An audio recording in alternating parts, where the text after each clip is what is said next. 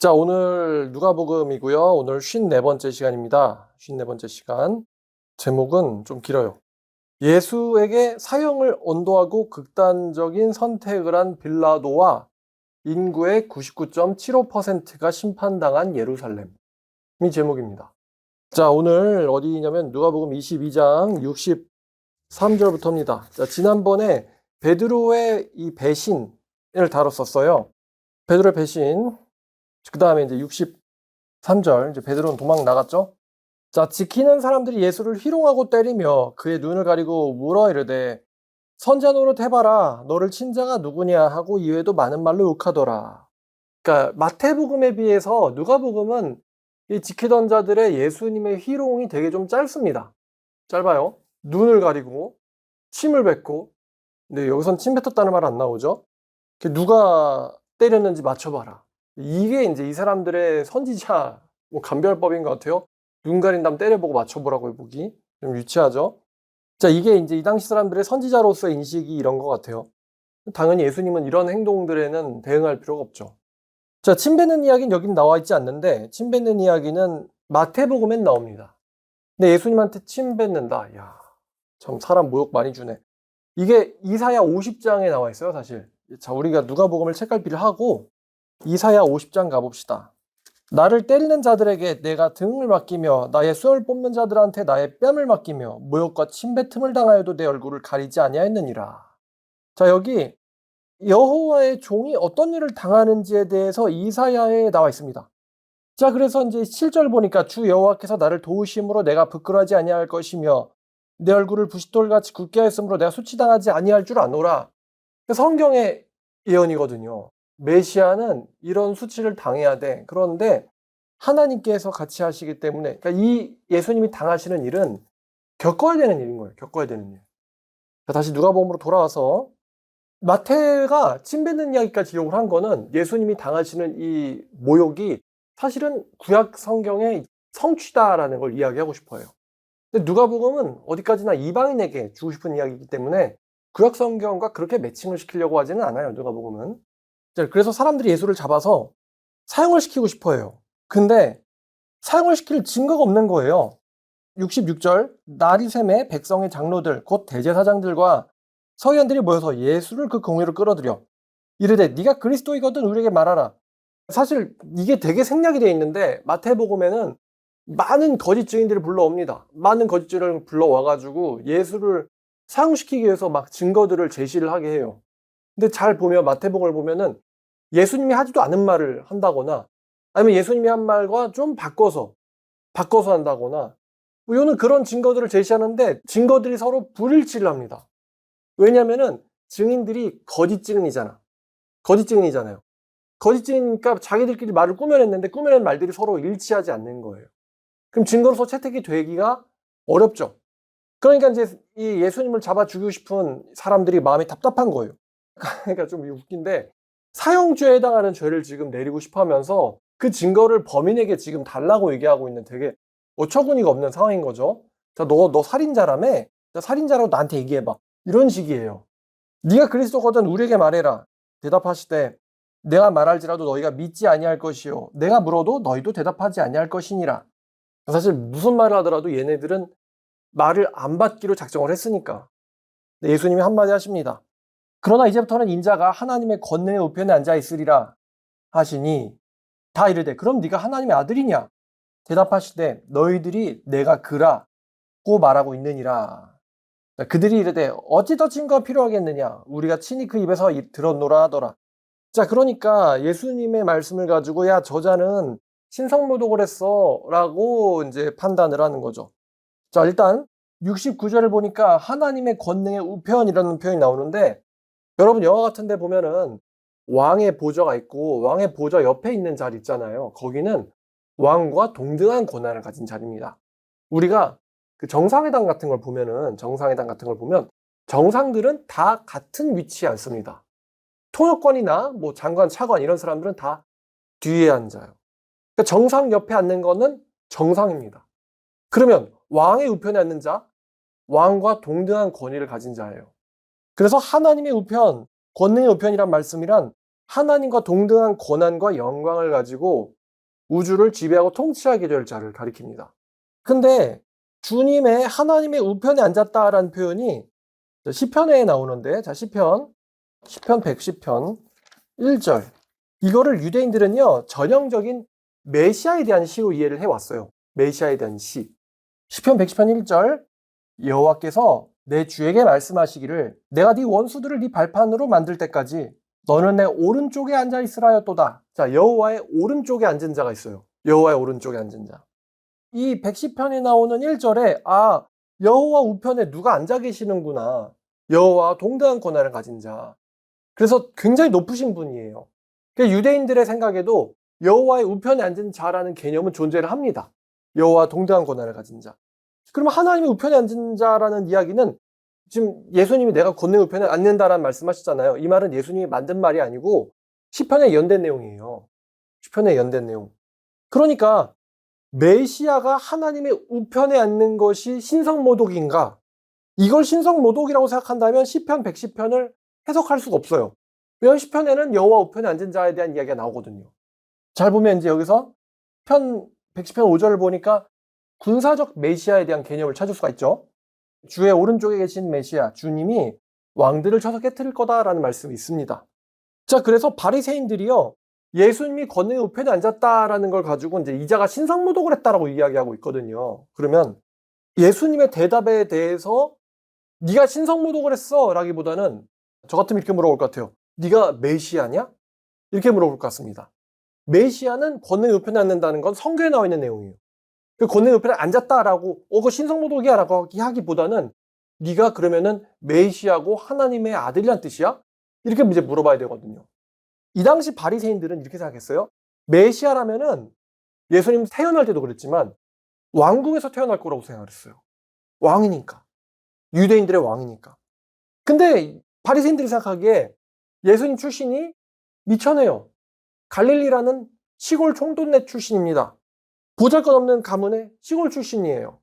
사실 잘 조사해보면은 예수님은 어디 지파예요? 유다 지파. 누구의 후손이에요? 다윗의 후손. 근데 백성들은 그런 거에 관심이 없었어요. 그 성경에 따르면 메시아는 다윗의 혈통인데, 다윗의 자손인데, 근데 예수님이 태어나셨을 때의 헤롯 대왕, 야, 2살 아기들은 다 죽여버리자! 했던 그 헤롯 대왕 있잖아요.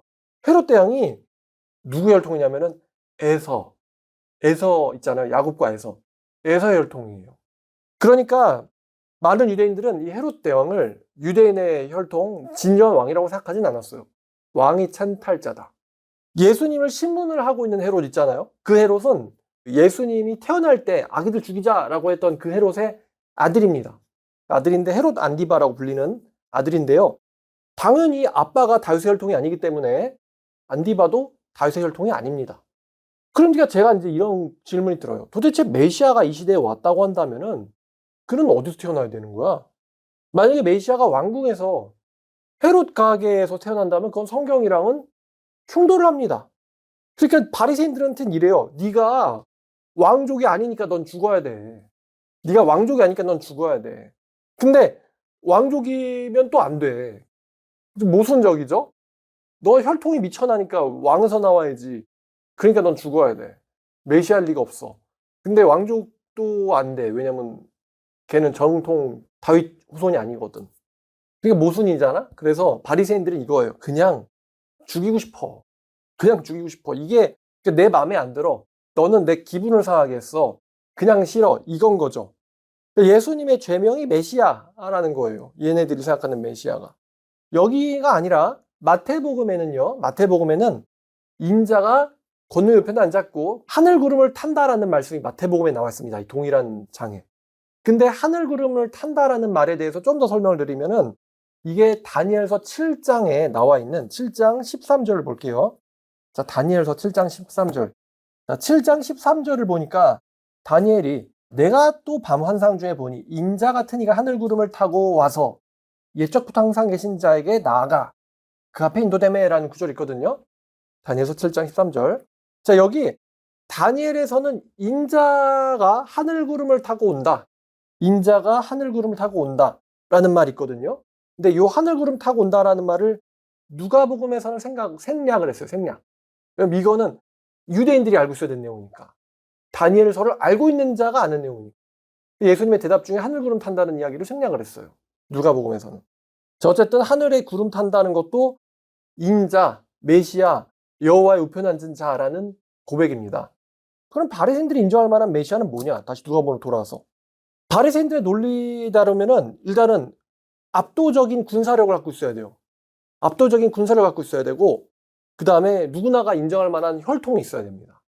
그리고 율법에 있어서는 완벽한 준수를 했어야 됐어요. 그러니까 예수님 같은 경우는 안식일 지키니 뭐 이런 걸로 유대인들랑 충돌을 했었잖아요. 근데 예수님이 안식일을 어긴 게 아니고 제사장들은 안식일 날 성전에서 안식을 범해도 죄가 되지 않는다라는 특별 규정이 있거든요. 특별 규정.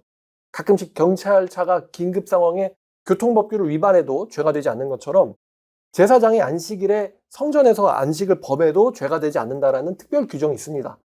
예수님이 그 성전 그 자체이신 분이시기 때문에 예수님은 사실 규정을 어긴 건 아니에요. 특례를 이용한 거지.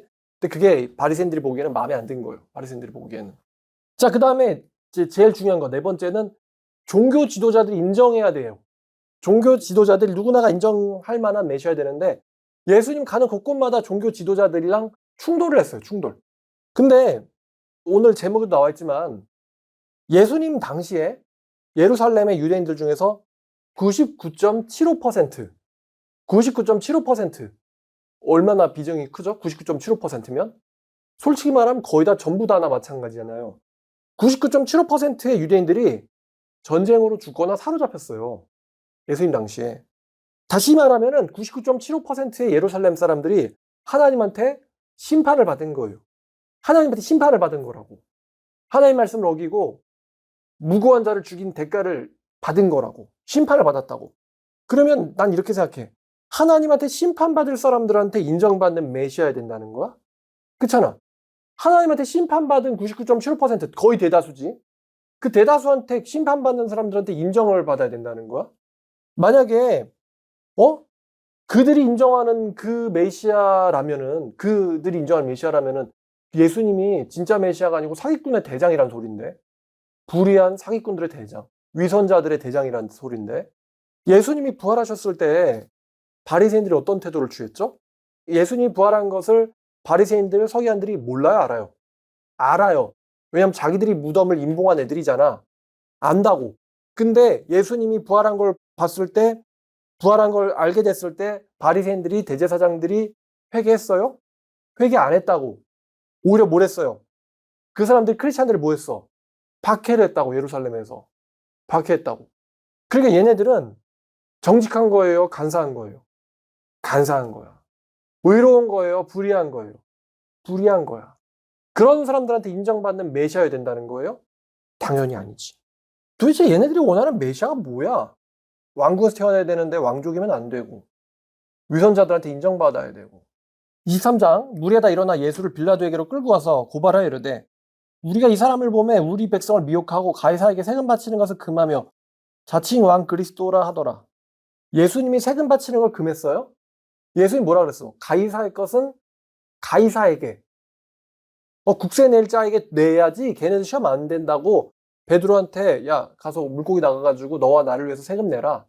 예수님은 가이사의 것은 가이사에게, 세금 내지 말라고 한 적이 없어요, 예수님이. 근데 지금 보니까 없는 말 지어내고 있잖아, 지금. 예수님이 언제 내가 자칭 왕이라 그랬냐? 권능 우편에 앉는다 그랬지. 그러니까 지금 이 백성들이요, 예수를 사형을 시켜야 되는데 그 사형을 시킬 만한 권한이 없잖아. 우리나라로 치면은 지금 조선 총독부가 설치되어 있는 식민지 같은 거거든. 그러니까 사형을 시킬 법적인 권한이 없는 거야. 그래서 일본 사람한테 끌고 간 거나 마찬가지야. 같은 민족을 일본 사람들한테 끌고 간 거나 마찬가지야. 이 사람들이 예수님을 끌고 로마 사람들한테 간 거예요. 가가지고 이 사람을 어떻게 사형시키냐? 반역자 프레임을 씌워요. 반역자다, 이 사람. 이 사람 반역자다. 그래서 빌라도한테 이상한 논리를 들이대는데 이 사람이 자칭 왕이라고 그리스도라고 한다, 반역자다 이렇게 얘기해요. 사실 예수님은 내가 반역할 거야라고 말씀하신 적은 없고 나는 하나님 우편에 앉게 될 것이다. 그리고 메시아다, 하나님의 아들이다예요. 근데 이 종교적인 이야기거든. 근데 얘네들은 그 종교적인 이야기를 정치적인 이야기로 슬쩍 말을 바꿔요. 예수가 로마를 대항해서 반역을 일으키려고 한다. 전 반역자다. 예수님이 언제 반역한다 그랬어? 나는 하나님의 우편에 한다 그랬지. 그러니까 로마에 따르면 이 사람은 반역자가 아니고 정신이상자여야 돼. 근데 정신이상자를 사형시킬 수가 있어, 없어? 없다고. 없어. 그러니까 예수님을 사형시킬 수가 없어. 빌라도가 보니까 이 사람은 사형을 당할 만한 일을 하지는 않았어. 너 살인자야? 아니야. 그럼 반역 일으켰어? 그것도 아니야. 백성들을 가르치고 다녔어? 근데 그 내용에 대해서 나는 별로 관심이 없어. 백성들을 가르쳤다고 사형시킬 수는 없다고. 우리가 이제 예를 들어 신천지 이만희나 하나님의 교회 장길자를 보면 이제 열은 받는데 그 사람들을 사형을 시킬 수는 없어. 속는 놈이 나쁜 놈이지. 근데 얘네들은 예수님을 사형을 시키고 싶어 했어요. 그러니까 지금 논리가 이상해. 3절에 빌라도가 이렇게 물어 이르되 네가 유대인의 왕이냐? 대답하여 이르시되 내 말이 옳도다. 근데 여기 요한복음을 보면 예수님이 무슨 얘기를 하냐면은 내 나라는 이 세상에 속한 나라가 아니라고 얘기를 해요. 만약 이 세상에 속한 나라면은 내가 너와 싸웠겠지. 내 나라는 이 세상에 속한 나라가 아니다. 이 세상에 속하지 않은 나라의 왕이라고 얘기를 해요. 그러니까 빌라도가 듣기에는 이 사람은 정신 이상자거나 뭔가 하여튼 이상한 사람이야. 어쨌든 사형시킬 수는 없어요. 그래서 빌라도가 이게 되게 이상하단 말이야. 도대체 네 죄명이 유대인의 왕이라면서 유대인들이 너를 끌고 왔단 말이야. 너를 넘긴 게 유대인이란 말이에요. 유대인의 왕이란 죄명이라고 쟤네가 얘기한단 말이지. 그러니까 도대체 자기 민족의 왕을 지배국가에 고발하는 경우가 어디 있어? 이런 경우는 없지. 근데 지금 듣자하니 저 사람들이 막 시기가 나 있는 이유가 네가 보니까 듣자하니 네가 성경을 가르치고 다닌 모양이더구만. 그지? 근데 성경을 가르치고 다닌 게 사형에 당하지는 않는단 말이지. 그건 니네 율법 문제잖아. 니네 율법 문제를 갖다가 왜 나한테 와가지고 사형을 시켜달라고 하는 거야. 그러니까 빌라도가 대제사장과 무리들에게 이르되 내가 보니 이 사람한테는 죄가 없다. 솔직히 얘기해요. 죄가 없다고 이 사람은. 근데 무리가 지금 소리를 질러요. 강하게 말하되 그가 유대에서 가르치고 갈릴리에서부터 시작하여 여기까지 와서 백성들을 소동하게 하나이다. 그래서 빌라도가 듣고 그가 갈릴리 사람이냐 물어 헤롯의 관할에 속한 줄 알고 헤롯에게 보내니 그때 헤롯이 예루살렘에 있었더라. 헤롯이 예수를 보고 매우 기뻐하니 이는 그의 소문을 들었으므로 보고자 한지 오래였고 또한 무엇이나 이적 행하심을 볼까? 기적 한번 봐볼까? 그런 연구했는데 여러 말로 예수에게 물었는데 예수님이 아무 말도 대답하지 아니하시니 그러니까 사실 예수님은요 가짜 왕인 헤롯에겐 별로 할 말이 없으신 거예요. 왜냐하면 예수님은 쇼를 일으키는 사람이 아니에요. 쇼를 일으켜서 기적 한번 보여줄게 믿어봐라. 그런 질문 많이 듣잖아. 하나님이 계시다면은 뭔가를 해보라고 그럼 내가 믿을 테니까 이런 말하는 사람들 많이 있잖아요. 근데 사람들이 기적 본다고 진지한 믿음이 생기지 않습니다. 만약 기적을 봐서 다 믿음이 생기면 예수님이 기적만 일으키고 다녔겠지. 예수님이 헤롯 앞에서 기적을 왜 안 일으키셨어요? 왜냐하면 기적을 일으킬 이유가 없기 때문이에요. 걔는 그걸 보고 그냥 신기할 거거든. 마술쇼 보는 것처럼. 근데 예수님이 신자를 찾아온 거지 쇼를 하려고 온 게 아니란 말이지. 그 헤롯 앞에선 기적도 일으키지 않았고 헤롯 앞에는 어떤 말씀도 하시지 않았어요. 왜냐면 걔는 말씀을 듣고 받아들일 애가 아니거든. 그러니까 뭐 말씀을 안 하시는 분 앞에서 할 게 없겠지. 돌려보내요. 그 대제사장과 서기관들이 서서 힘써 고발하더라. 자, 고발을 하는데 그러니까 즉 빌라도가 알아요. 뭘 하냐면 첫 번째 예수님이 이 사람들의 유대인들의 시기 질투로 넘겨진 거라는 거. 그 지금 성경을 가르쳐가지고 인기가 있으니까 그 당시 종교 지도자들이 시기가 나서 넘겨준 거란 걸 알고 있어요. 그러니까 첫 번째 시기로 넘겨줬다. 두 번째 이 유대인들이 자기들의 왕을 처형해달라고 어처구니 없는 논리를 펴고 있다. 세 번째 예수의 말에 따르면 예수님 본인은 이 세상에 속한 왕도 아니라고 한다. 그러니까 지금 사형에 넘겨서는 안 되거든. 사형에 넘겨서는 안 돼. 근데 야, 12절부터 헤롯과 빌라도가 전엔 원수였지만 당일엔 서로 친구가 되니라. 서로 권력을 잡으려고는 하나가 됐어. 빌라도가 대제사장들과 관리들과 백성들을 불러 모으고 이르되 너희가 이 사람이 백성을 미혹하는 자라 하여 내게 끌고 왔는데 봐라. 내가 너희 앞에서 신문했는데 너희가 고발할 일에 대하여 이 사람한테서 죄를 찾지 못하겠고 헤롯이 또한 그렇게 하여 그를 우리에게 도로 보내었도다. 그가 행한 일에는 죽일 일이 없도다. 그러므로 때려서 놓겠노라. 무리가 일제히 소리질러 이르되 이 사람을 없이 하고 바라바를 우리에게 놓아주소서 하니 바라바는 성주에서 일어난 밀란과 살인으로 오게 갇힌 자래요. 살인자야, 살인자.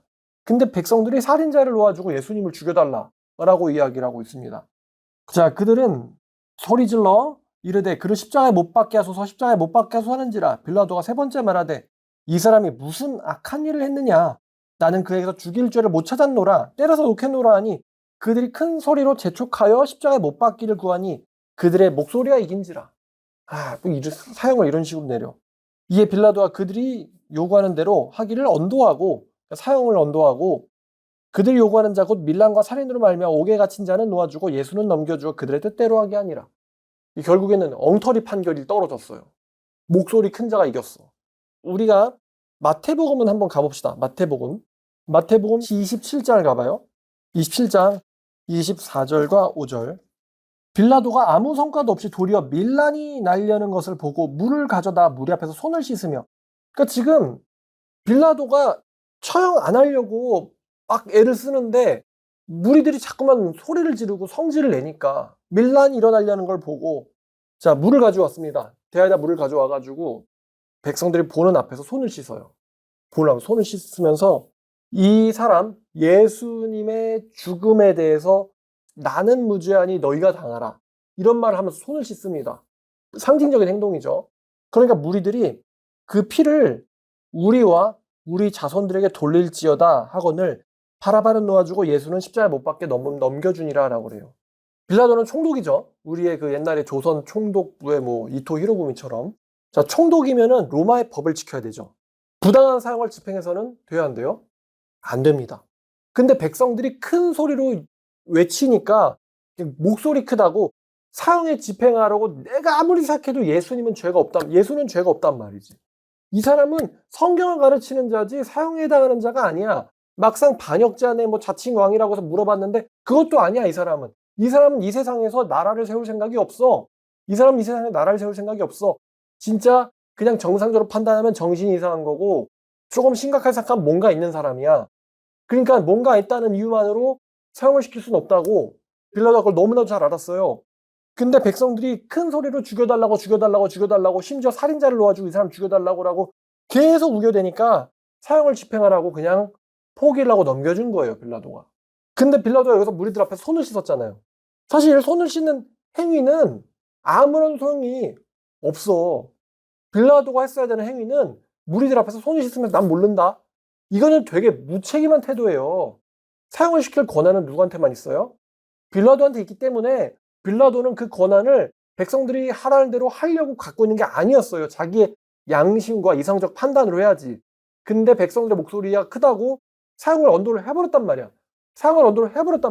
그래서 우리가 그 사도신경 외울 때 누구한테 고난 받았다, 본디오 빌라도에게 고난당하사라고 외우잖아. 왜냐면 총책임자가 빌라도였기 때문이에요. 정말 양심적인 정치인이면은 정말 이건 아닌데라고 하는 거를 무리들이 우긴다라고 해서 넘어가면 돼야 안 돼요. 안 된다고. 반대로 만약에 여러분 생각해봐요. 여러분이 진짜 괜찮다고 생각하는 사람이 있는데 주변 사람들이 야, 너 얘 죽여, 너 쟤 죽여, 쟤 쏴, 그런다고 쏘면 돼요? 안 되지.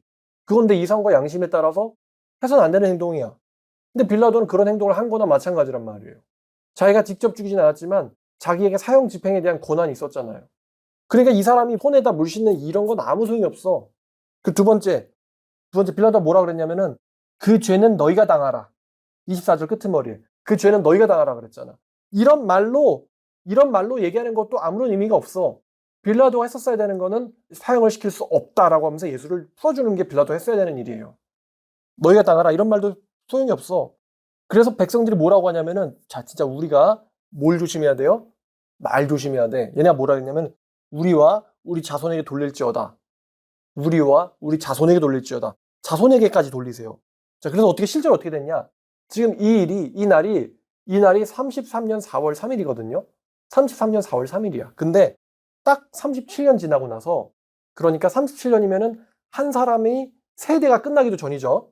AD 70년에 어떻게 됐냐? 로마가 예루살렘을 함락했을 때 그 요세푸스라고 하는 역사가가 이야기를 했는데 예루살렘에 120만 명이 살고 있었거든요. 120만 명이 살고 있었어. 근데 110만 명이 전쟁으로 죽었어요. 12명 중에 11명이 죽은 거야. 거의 다 죽은 거지. 그러면 10만 명이 남잖아요.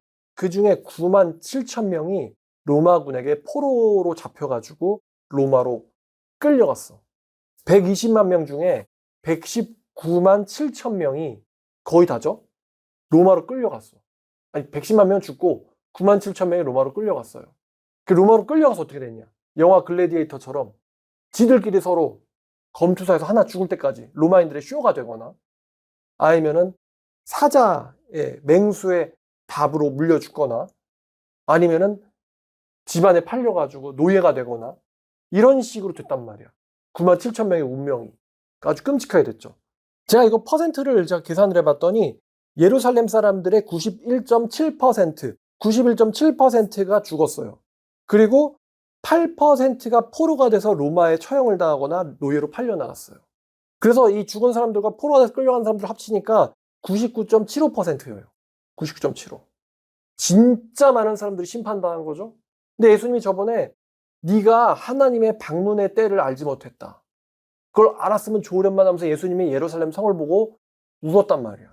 이 미래를 아시고는. 자, 지금 우리가 마태복음 보고 있잖아요. 마태복음 27장 19절을 보면은 총독이 재판석에 앉았을 때에 총독의 아내가 사람을 보내서 저 옳은 사람에게 아무 상관도 웬만하면 정치하는데 여자가 안 끼어들잖아요. 근데 빌라도의 아내가요. 사람을 보내서 빌라도를 말립니다. 저 옳은 사람에게 상관하지 마세요. 저 옳은 사람을 죽이려고 하는데 당신은 상관하지 마세요. 내가 그 사람 때문에 꿈에서 많은 애를 태웠습니다. 그러니까 빌라도의 아내가 어떤 뭔가 계시를 본 것 같아요. 꿈속에서. 저 옳은 사람, 예수를 옳은 사람이라고 얘기하고 있죠. 옳은 사람을 죽이는 일에 당신은 관여하지 마세요. 관여하면 안 돼요. 라고 빌라도의 아내가 빌라도를 말렸어요. 자, 그러면 지금 빌라도의 입장에서는 예수를 처형하는 게 법적으로 불의한 일이에요. 불법이야. 그 두 번째, 아내도 처형시키지 말라고. 꿈속에서 굉장히 기분 나쁜 안 좋은 걸 봤다. 저 사람 처형하는 일에 당신은 관여하지 마라. 아내도 말렸어요. 세 번째로는 빌라도 본인도 양심의 가책을 심하게 느꼈어요. 세 가지 이유가 있지. 이성적으로는 안 돼. 또 아내가 말렸어. 마지막으로 양심도 안 된다고 얘기하고 있어. 이 세 가지가 있었음에도 불구하고 빌라도가 예수님을 어떻게 했어? 십자가에 넘겨줬어요. 왜 넘겨줬지? 아까 우리가 읽었던 24절에 보니까 27장 24절 보니까 밀란이 나려고 하고 있다고 그러잖아. 밀란이 일어나려고 하고 있다. 그러니까 자신의 직위를 유지하기 위해서 자신의 총독으로서의 직위를 유지하기 위해서 즉 권력 욕심 때문에 이 자리 때문에 이 자리 지키려고 이 양심에도 걸리고 이성적으로도 안 되고 아내도 말리고 있는 일을 아내도 꿈에서 계시를 받아서 말리고 있는 일을 빌라도는 저질러 버렸어요. 빌라도는 보니까 되게 똑똑한 사람이에요. 되게 똑똑한 사람이야. 유대인들이 왜 넘겼는지 유대인들의 말만 들어보고 야 이거 이 사람들이 다 지금 짜고 치고 있구만. 이건 잘못됐다. 단박에 파악을 해버렸어요. 니네 왕을 내가 처형할까? 라는 식으로 말이 안 되잖아 지금. 니네 왕이면 니네가 데려가야지 왜 니네 왕을 처형해달라고 나한테 얘기해. 얘기는 똑똑한 사람이야 빌라도는. 근데 이 사람이 자신의 성공을 위해서 여러분 잘 들어요. 자신의 성공을 위해서 양심을 저버릴 수 있는 사람이 바로 빌라도였어요. 자신의 성공을 위해서 양심을 저버린다.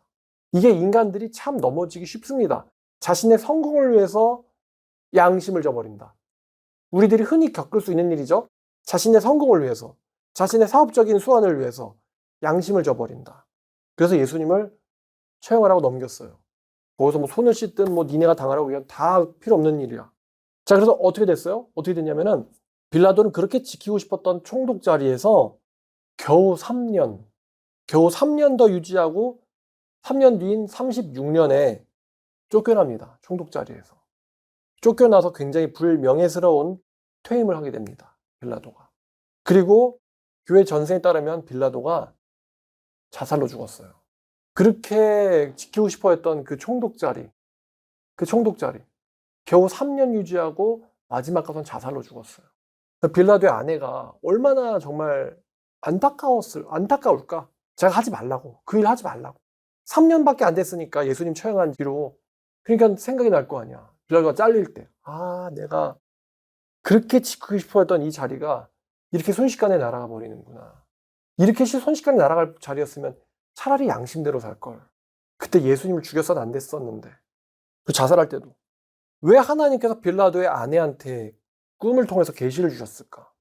예수님이 유다한테도 그러잖아요. 유다야, 내 친구야. 네가 입맞춤으로 나를 팔 거니? 이렇게 말씀하시잖아요. 그 얘기가 팔라는 거야? 팔지 말라는 거야?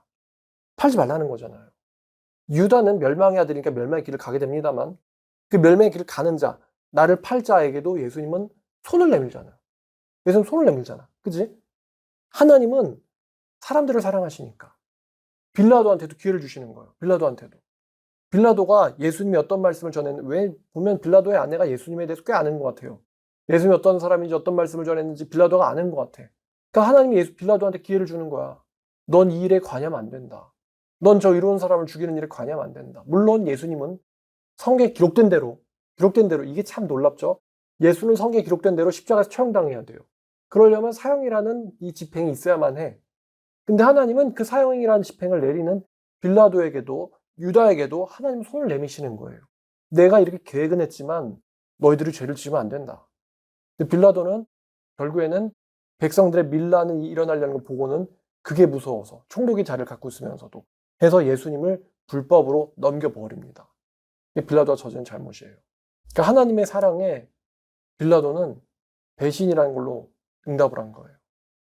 그래서 하나님께서는 빌라도마저도 아끼셔가지고 빌라도에게 심판의 메시지를 여러 채널을 통해서 보내셨어요. 양심으로도 보내시고 이성으로도 보내시고 마지막에는 재판석에 앉았는데 아내가 급하게 사람을 보냈어. 보통 여자가 정치에 개입 안 하잖아요. 근데 아내가 급하게 사람을 보내가지고 말려요. 여러 채널로 보내셨는데 빌라도는 하나님의 메시지를 들었다 안 들었다? 빌라도는 듣지 않았어요. 자, 제가 질문 하나 할게요. 빌라도가 자살할 때 후회했을까 안 했을까? 많이 했겠지. 그렇게 지키고 싶었던 권력인데 3년밖에 못 가. 마지막에 되게 불명예스럽게 자살을 해요. 후회 많이 했겠지. 자신의 양심, 특히나 하나님의 메시지를 저버린 거에 대한 대가는 엄청나게 컸다. 예루살렘 백성들 120만 명 중에서 119만 7천 명이 죽거나 사로잡혔다고 했는데 예수님이 이 성 멸망당한다. 너희들은 하나님의 돌보심을 알지 못했기 때문이다. 예언을 했단 말이야. 이 세대에 다 일어난다. 예언을 하셨단 말이에요. 예루살렘 백성들이 살해당할 때, 자살할 때 예수님이 자기들의 죽으면서 후회했을까 안 했을까? 왜 우리 민족이 어쩌다 이렇게 됐지? 후회 많이 했겠죠? 그러나 너무 때가 늦었어요. 자, 오늘 말씀의 제목입니다. 예수께 사형을 언도하고 극단적 선택을 한 빌라도와 인구의 99.75%가 심판당한 예루살렘. 이런 제목으로 여러분들에게 말씀을 전했습니다. 기도하도록 하겠습니다. 하나님, 자기의 그 욕심을 위해서 불의한 일을 하는 게 얼마나 어리석은 결과를 가지고 오는지에 대해서 오늘 말씀을 나눴습니다. 정말 하나님 앞에서 함부로 말 뱉는 것이 얼마나 무서운지 모르고 우리 자손에게 돌리소서 하고는 1900년간 흩어져 살게 된 예루살렘 사람들, 그리고 자살하게 된 빌라도, 정말 우리가 하나님의 말씀은 정말 한치도 틀림없이 사실로 온다는 것을 오늘도 느낍니다. 주님, 저희가 사람의 탐욕이 아니라 하나님의 말씀에 따라서 살 수 있도록 도와주시옵소서. 세상 유혹과 하나님의 말씀이 충돌하려고 할 때 빌라도처럼 갈등하다가 세상 유혹을 잡는 게 아니고 하나님의 말씀을 붙잡고 자신의 양심을 가지고 또 승리할 수 있도록 도와주시옵소서. 예수님의 이름으로 기도드렸습니다.